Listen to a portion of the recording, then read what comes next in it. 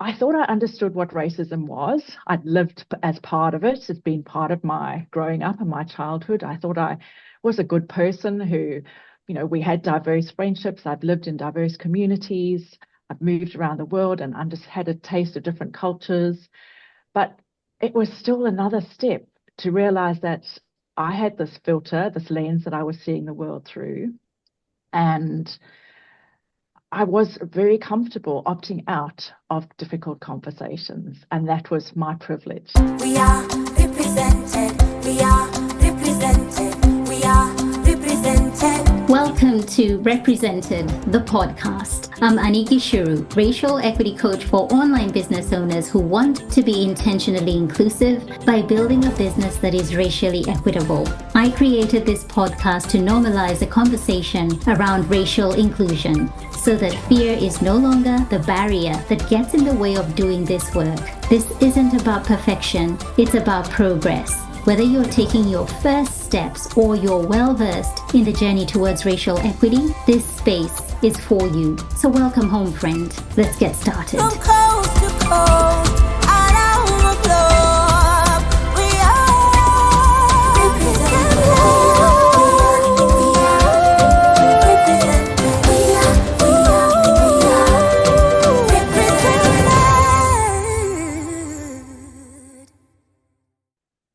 The doors to my 10-week signature program, Represented, are now open and enrollments are taking place. Represented program is specifically designed for heart-led online business owners like you, committed to creating safer, inclusive spaces for everyone, especially those who've historically been left out. Through Represented, you'll understand how biases, including those in AI tools, impact your business and how to actively address them. You'll move beyond performative actions, embedding genuine, conscious inclusivity into your everyday practices. And you'll gain practical strategies to confidently navigate conversations around race and equity, making meaningful and lasting change. If you've been experiencing the pull to do business more intentionally in a way that feels good on the inside and allows you to live out your values, you are in the right place, my friend. I'll help you build an AI bias-aware business that reflects a more humane world, one that lifts those most underrepresented so we all rise together. Because a just society is only as strong as those with the least privilege. Head over to anikishuru.com/represented for all the details. The live round commences on 10th April and scholarships are available to those who may need them. That link again is anikishuru.com/represented, and I have that in the show notes. You know, there are people you come across in life, in your work, who leave a mark and remind you why you do what you do. That's what Tania did for me. She probably didn't realize this at the time, or even right now she's listening to this going like, what did I do? But she left a mark in my life. Because of how she embraced this work, she came into my group program, Represented, and she fully immersed herself into it. She grew up in apartheid South Africa, and for her, this work kind of hits a little bit personal as opposed to somebody who perhaps did not grow up in that kind of environment. And I love the conversation that Tania and I have had. We've spoken about growing up in South Africa. We've spoken about how she saw things growing up, her perception of race, and then her journey into racial equity and discovering things she did not know, particularly when it comes to whiteness, white feminism, white privilege, white supremacy, kind of just turning all those things those terminologies on their head and just having a deeper understanding of what they are You are going to love this conversation with Tania. And she is just that kind of person that you want to be friends with her. She's that kind of a person. So here's a little bit about Tania. Tania Carcenac is a Gen X life coach, retreat host, and speaker who brings a wealth of lived experience to her work, from life as an expat and ex-pharmacist to navigating marriage and motherhood. Her own journey of questioning identity, purpose, and what comes next has fueled her passion for helping midlife women do the same. Her mission? To help women navigate change, rebuild self belief, and a sense of excitement about their future. While she may not be able to help you remember why you walked into a room or opened the fridge, she can help you reconnect with yourself, figure out what truly matters, and makes changes that feel right for you. I'll say that again. What truly matters and make changes that feel truly right for you. Without further ado, here is Tania. Hey, hey, welcome back to another episode of Represented Podcast. I am so happy to have Tania here with me, a past student of mine inside Represented. And today we're going deep into her journey of racial equity. Tania, welcome. Thank you, Annie. So thrilled to be here with you. Such a It feels privilege. Yes, yes, you're so welcome. It feels like it's been such a while since we were together. We spent quite a lot of time together in the last round of Represented, and I feel so good connecting with you today. And we'll just get right into it and ask my first question, which is, what was the catalyst that led you here to taking action and wanting to immerse yourself into this world of racial equity? Because I know a lot of people see it, consume it in terms of learning about racial equity, anti-racism, what is harmful, what perhaps should be said and not said, but they never venture into the work, Tania. They never really go like, okay, I'm drawing a line of the sand and I am going to immerse myself in this work. What was it for you? I have been going through a period of, I suppose, discovering myself again after emerging from decades of mothering and moving across countries and continents and arriving in Australia. And I suppose realizing that my life was really changing as my oldest daughter left school and knowing that I needed to work out what I wanted in my life again. I'd sort of really been creating community and support systems for us as we moved, and now realized that I had almost abdicated my own personal responsibility for my happiness, for my growth and learning to my family and what they needed. And I expected them to give that happiness to me. And I'd been going through this period of learning what I wanted and what was important to me and really getting clear on what my values were at this time of my life. And I started a coaching course through the Beautiful You Coaching Academy, and you were the diversity, equity, inclusion trainer on that course. And your way of calling us in to do this work really spoke to me. I grew up in South Africa during the apartheid era as a child. My first opportunity to vote was when Nelson Mandela was going to become the president of the Rainbow Nation of South Africa. So that felt like a huge part of my journey. But also that I thought I understood what racism was. I'd lived as part of it. It's been part of my growing up and my childhood. I thought I was a good person who, we had diverse friendships. I've lived in diverse communities. I've moved around the world and had a taste of different cultures. But it was still another step to realize that I had this filter, this lens that I was seeing the world through. And I was very comfortable opting out of difficult conversations. And that was my privilege to do so. And to come to that realization that it was operating from a place of privilege to say, this is a tough conversation and I don't need to have it.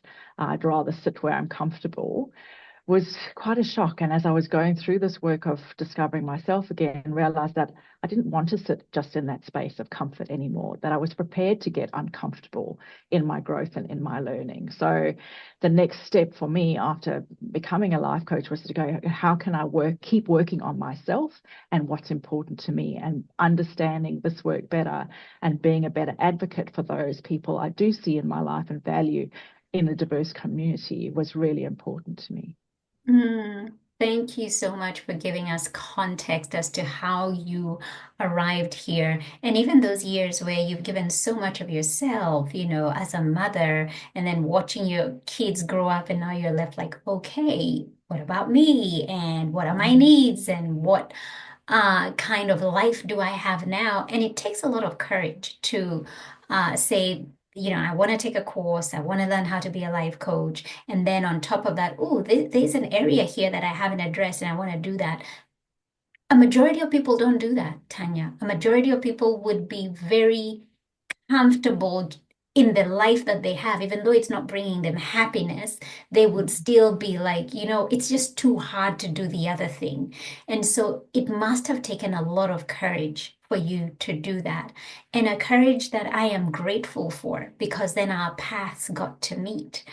And what I am really curious to know is how life was growing up in apartheid South Africa, because we often hear the stories of Black people, how that was for them. And we know the stories really, really, at least personally, I do. But I'd be interested to know, how was it for you growing up? What did it look like? How did it feel for you? And when did you get the realization of, hang on, things are a little bit different? Yeah, I think as any child, you sort of just accept the world as it is, and that's your reality. You don't question a huge amount of it at first. We went to schools that were mixed race. We didn't have segregated schools, so I thought it was usual for me to have people of color in the classroom with me. I suppose being church schools, that's what they were. The realization, I suppose, as the talks were happening with Nelson Mandela being freed, was when more of the realization came that things needed to change. I suppose there had been a lot of conversations in our household as well, and we certainly knew that we were we wanted to treat people more equally, and as a family, we strove to do that. But yeah, there was still a differential between the sort of levels, I suppose, of where people fitted in society, and the terminologies that were still used, that you went, no, I don't want to use terminology like that. That's not part of the world that I want to live in. I want to be able to celebrate everybody, not dependent on who they are and where they come from. And I think my mum was a teacher, and she often shared that children don't see color like adults see color. They just see their friends. And I think for a large part of my growing up, that's what we were. We were friends in the classroom, and we didn't see the differences. It was only, I suppose, when you get that a little bit older and you start to realize what some of those differences were and how they're growing up. And one of the examples that you shared in the course, where we get to see quite clearly through an exercise of stepping forward, is that all the steps forward I had taken had nothing to do with things that I had done. I had a loving family, food on the table I never had to worry about. All these steps forward that I was given, an incredible education, put me so far ahead of people who weren't given all those things automatically. And so just that realization that I was that much further ahead through nothing that I had done really struck a chord. And I suppose, and that's what the realization that you come to eventually. But yeah, I think just that as I was 18 to 20, allowed to vote for the first time, and seeing how the Truth and Reconciliation Committee came about, and all that work, and the voices that spoke loudly were talking about accepting people for who they are, not what they look like. They're not based on the color of their skin, doesn't determine what their value in society is, and just being able to, see people for who they are and what they offer the world in a much more equitable way, I suppose. Yeah. Um, so many things are coming into my brain right now as I'm listening to you speak, and I'm trying so hard not to forget what I want to ask because there are a couple of things going in a few different directions. The first one that comes up is your idea of what racism was. I believe when you came into the program, you saw it to be so much more different because as I hear you speaking about growing up, you were surrounded by Black people. You were not segregated. You had them as friends. In the home, you had them around you and, in the workplaces. But and this is where a lot of people that I support find themselves like, I have friends who are Black. I I know it is wrong to discriminate based on race. And so I do my best to do what is right, but don't realize the unconscious biases that one has and how that then feeds into how they show up in life and how they show up in business and how that continues to perpetuate the system that is racism. And so, would you say that through your experience coming through Represented, you got to see racism differently? Oh, definitely. And through so many different layers. And I think I didn't understand a lot of the terminology around it. I hadn't ever looked into, although you hear of white supremacy, I hadn't looked into white fragility and white feminism and all those different layers that you took us so much deeper through the program that.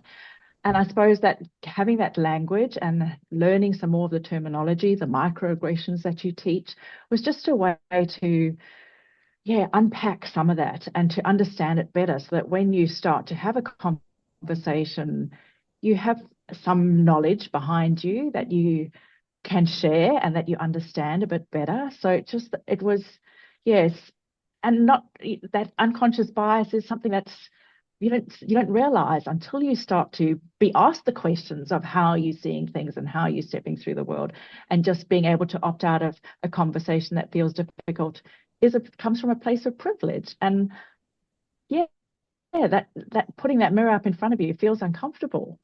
Yeah, it sure does. And I love the fact that you allowed yourself to go through that experience because again, there are many people who feel like it's too uncomfortable. I feel like there's a spotlight on me and I'm being, I'm seeing a side of me that I didn't know existed. I don't like it and I don't want to go any further because it's telling me that I am somebody I am not. But more than anything, it is that mirror, as you say, that shows you, but it also gives you understanding of how did we get here and why are things the way they are when you really get to understand how the system works and how we all contribute, Black people, white people all contribute to that system of white supremacy. That's why it continues to thrive and be what it is and evolve as, time goes by. It evolves and takes a different shape for the current times we're living in. Um, I remember you shared during our time together, Tanya, and this has stayed with me. In fact, when I was reaching out to you, I was like, I really want us to have this conversation of when you read Trevor Noah's memoir, Born a Crime, and there's this Mm. particular story that he shines a light on. He is South African, grew up obviously in that same era of apartheid, and he talks about hearing the police siren and what that sound meant to Black people. And on the other side of that, what that sound meant to white people. And that conversation has just stayed with me since you shared it. Tanya, could you just take us back there? Oh, Trevor Noah's messages have gone so much deeper since we've gone through the course as well, I have to say. It just, his messages hit on a different level to what they did before. He talks about hearing the sirens coming and like, I didn't do anything wrong. It wasn't me. I wasn't involved. Like his adrenaline starts going. It's, you know, what have I done wrong? What am I being, you know, accused of?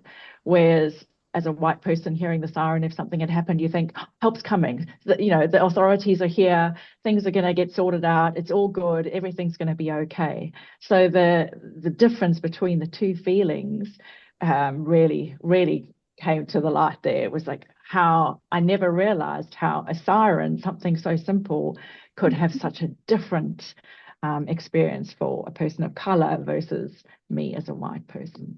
Absolutely. And it also goes to show that regardless of being in the same spaces, having, Black and people of color as your friends, they're having a very different experience. Yeah. They're living in the same country, in the same space, but they're having a very, very different experience from you. And you not realizing this, just thinking, hey, but we're together. We get access to the same thing. So, and we're against any form of, racial discrimination, but their experience is vastly different. And even the friends in the classroom where they were coming from, the homes they were living in, they were still segregated areas at that time. There were still different communities. You weren't allowed to live in combined in the same area. So you don't realize that as a child though either, that how you're coming from such different backgrounds. Everybody's in the classroom, we're all learning together, we're all getting the same education. But it was again that how many steps forward am I through nothing that I've done, just knowing that I have a safe home, that I'm getting a meal every morning, that I've got loving parents, that I'm being taken to school within a car, I'm not catching taxis and buses and trains and commuting, and that I got up at 5 o'clock in the morning to get there. It's just, completely different experience, even though we were in the same situation at school. So, so true. And when I think of, just going back to Trevor a little bit and how masterful he is with his comedy. Because for me, when I listen to his comedy, there's so much nuance in it. And I am able, as a Black woman, to hear what he's saying, even when he's not saying it. I can hear it very loudly. And how he weaves, racial injustice into it. He will make a joke of it, but he's hit on something. And you said now, when you watch him, when you listen to him, you're hearing it so differently now. It's hitting home differently.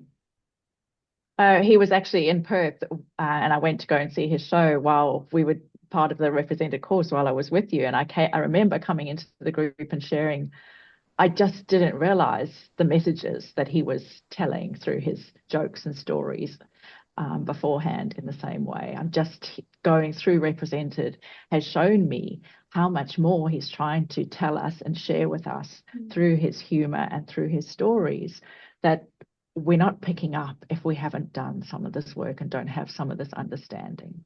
So it really hits home that there's a whole different level to understanding now than there was before. Absolutely. Absolutely. And so, where would you say you were when you began the journey of Represented compared to where you are now? Because, gosh, you showed up so intentionally. Tania, you showed up so intentionally and so bravely, because you would get on your social media, you would share the things you were learning so openly, you would share about uh, how you're seeing the world now through a different lens. And also, the time we were together was a really interesting time because the US was going through their election period and they were voting. And it was such an interesting time to be doing Represented at that time as well, and all the things that we were experiencing as a group as we watched what was unfolding. And so Where were you when you began, and where would you say you are right now post having done the work, even though the work is lifelong? Mm.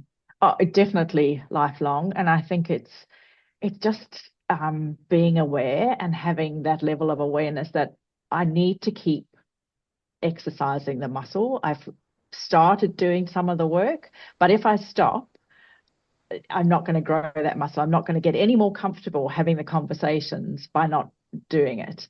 So it was just to keep taking one step forward each time. Saying yes to speaking to you here today is another way to just to keep exercising that muscle, keep putting myself out there and trying to show up in a different way. And I think that's what I really got from it, was that I can sit quite easily in my little bubble of comfort here, where it's not in front of me every day. I don't have to deal with it, but that's not where I want to stay. That's not how I want to live my life. That's not the work I want to do with clients who come to me. I want more for myself, and I want more for the world that my children are going to move into as well. So I just feel like it's a step every day. It's not once and done. It's small continuous action. So just going back to reading through my notes, reading through going through some of the modules, all the carefully curated content you put in there, re-listening to some of it. Just when you're learning a new language, if you don't use it, you lose it.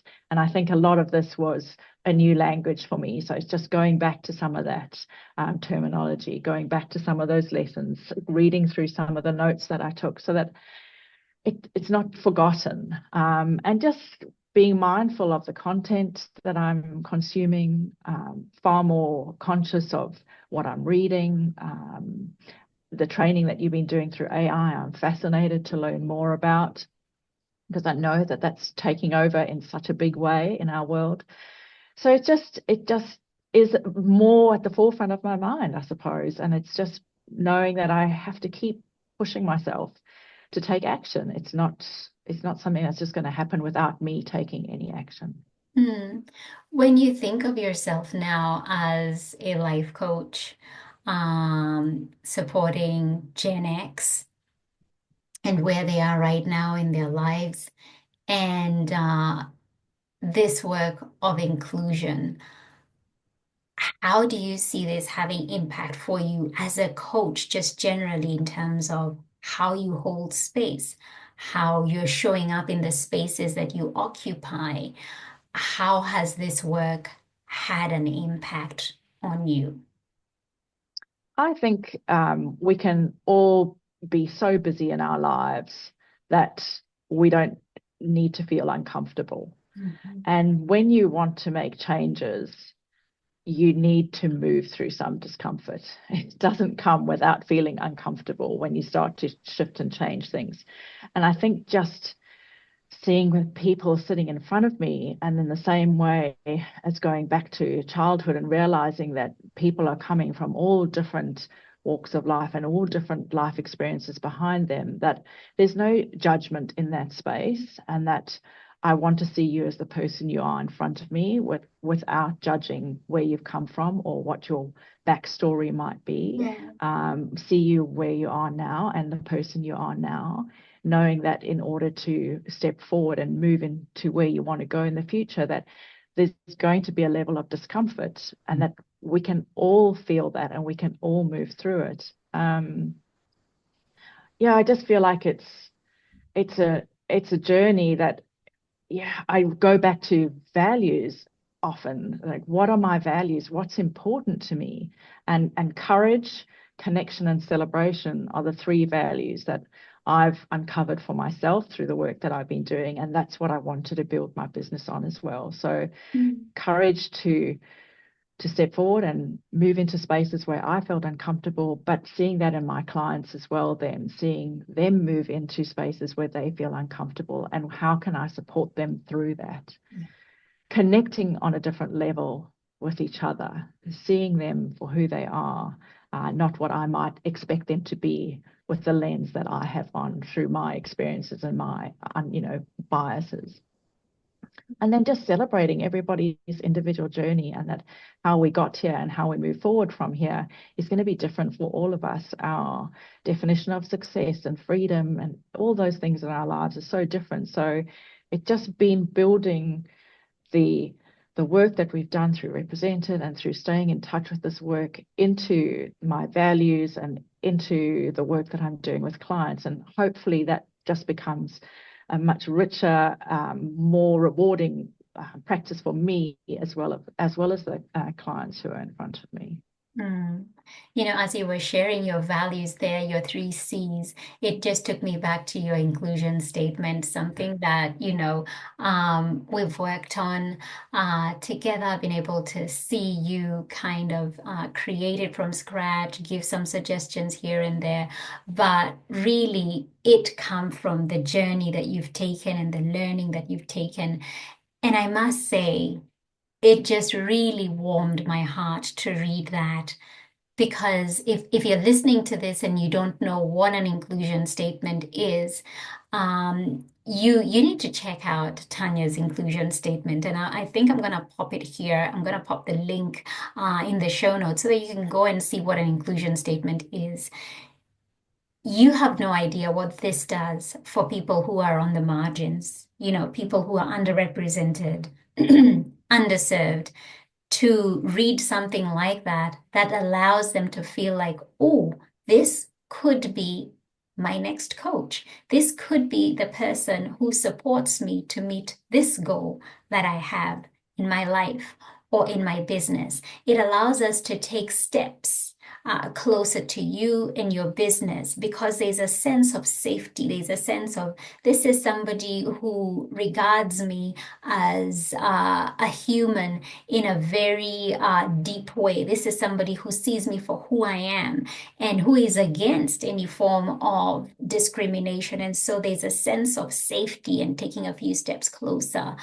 And I think for me, that's one of the things that when I look back as somebody who, has been doing this work for quite some time, when I see my students come out on the other side and they're able to put into words their values, put into words the kind of human that they are, put into words a kind of space that they're looking to hold, or that they hold for others, that just gives me immense joy, because we know that that is not the norm. There are not many websites you will go to. There are not many coaches you will work with that you will come across something like an inclusion statement. And so it just really, really warms my heart.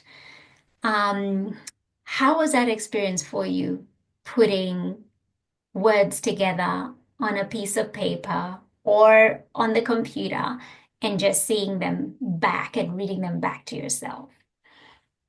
I actually remember trying to read it to you during one of the calls and being quite emotional about it. It was like, it was quite confronting, but also in the same way cathartic and empowering to realize that where I was not somewhere I wanted to stay, and that I wanted to make steps forward, and I wanted to move myself and the next phase of my life forward, and being able to use your expertise and knowledge and support. And you were so generous with your time through Represented. And it wasn't, even in the Facebook group, it wasn't just a quick, 2-sentence reply to something. You'd get on a Loom call and just explain in more detail when there were questions that you could help us move through. So I really appreciated your time in that way. And as you helped me pull this inclusion statement together, it was, it's really meaningful to me. And it's not something that I've put up lightly. I have put it on my website because that's something I promised I would do as part of finishing the course, was to have my acknowledgement of country on my website, on my emails, to put my inclusion statement onto my website. Yeah, so that hopefully it does help someone feel more seen and feel more appreciated, and that they are valued in the way that I want everybody to feel valued around me. So yeah, it was it was a powerful journey to go through, and yeah, really appreciate your support through that, because I don't think I would have got there without you. I think we all need people to lead us through. I always say that for me, as much as I do educate, I'm also still a student of this work. I'm learning things. I'm discovering things. And as you said, right now, digging deeper into AI and the bias that is behind it. And just my eyes are so wide open, and I'm just trying to take in as much as I can. Um, as you continue to progress on this journey, again, I keep saying this is lifelong work. When you look back on your journey, what is it about race that you feel has been a big misconception about race? Like you're doing this work, you're in it, and you're like, oh, this has been a really big misconception, thought this about race, but actually no. And the reason why I ask this, Tania, is because there are people who listen to this podcast who are like, yeah, I'm on the other side. I'm with you people, but there's still potentially a misconception. I think I thought it was such a big topic that there was nothing I could do about it. There was nothing I could do to change it, that the power of one person wasn't going to make any difference. And that's not true. I think all of us together can make a difference. And I can make a difference around my dinner table, as you share, plant those seeds. I can question a joke that is not a joke, humor that's not humorous. I can call in rather than call out when a family member says something inappropriate. I can have a conversation just in close circles. And that's making a difference. And I think, yeah, it doesn't have to be stepping into huge organizations or having a massive impact to know that I can do something about this. It's not just for people who are in more powerful places in government or socially.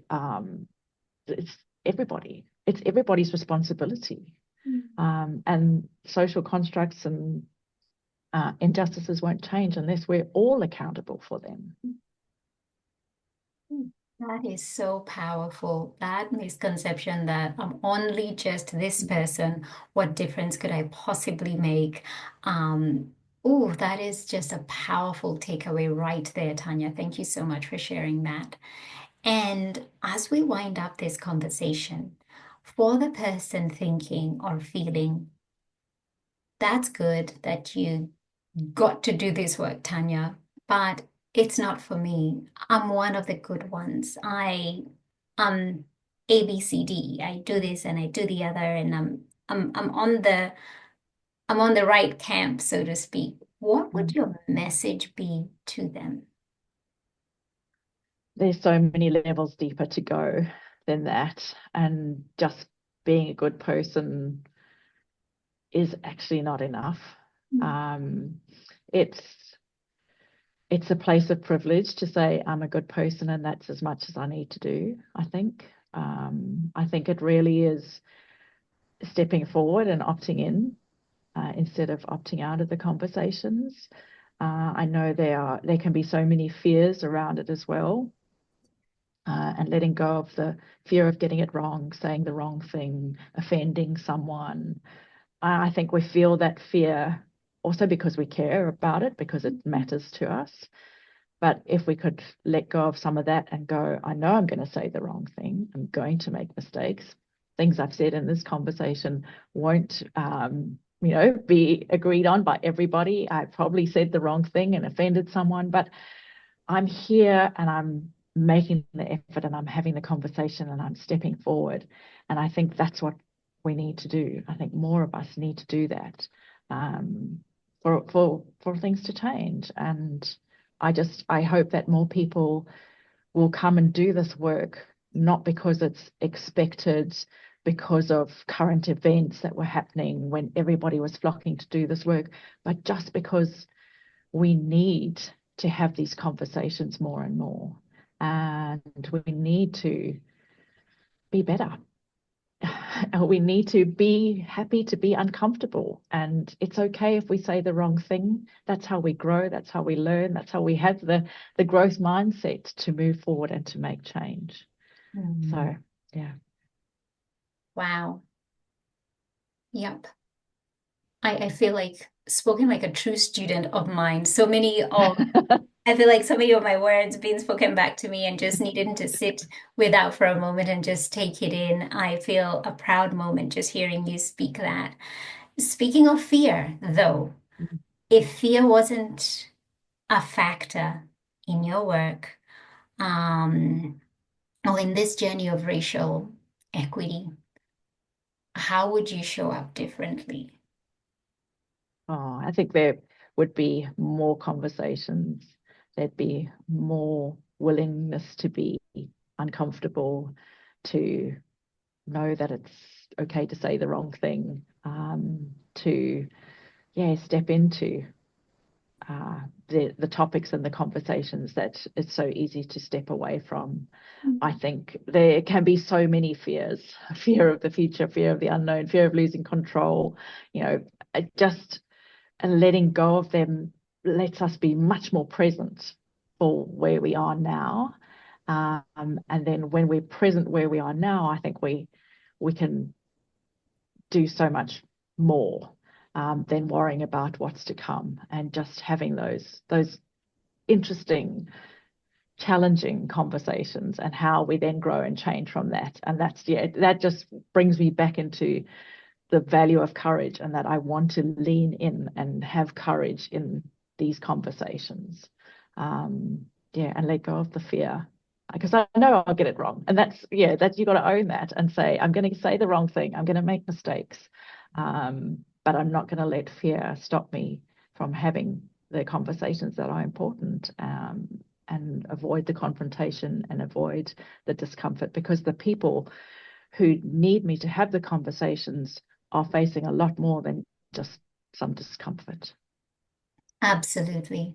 And the thing about getting things wrong is that we all get things wrong, regardless of whether you're the student or the teacher. Nobody knows it all 100%. We're all on a journey of learning, and in the process of learning, that we will get it wrong in order to learn and move forward. So it is a learning journey for all of us.